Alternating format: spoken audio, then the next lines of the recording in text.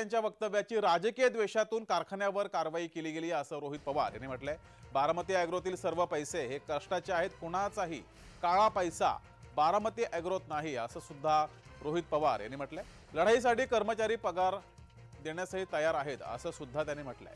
रोहित पवार यांनी या संदर्भात प्रतिक्रिया दिली आहे।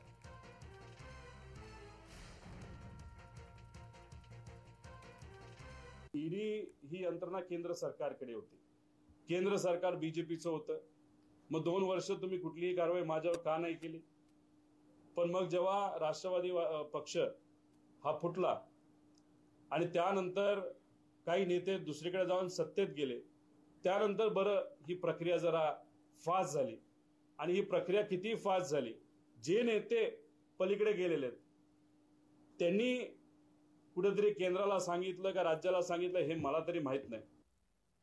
आपल्यालाही सांगतो, शेतकऱ्यांना सांगतो की कुणीही कारखाना बंद करू शकत नाही, ते प्रोव्हिजनल आहे।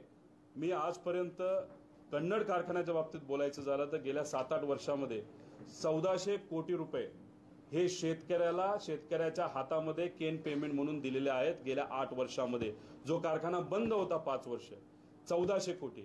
आणि जे एचएनटी कॉन्ट्रॅक्टर आहेत, ऊसतोड कामगार आहेत, त्यांना 550 कोटी दिलेत।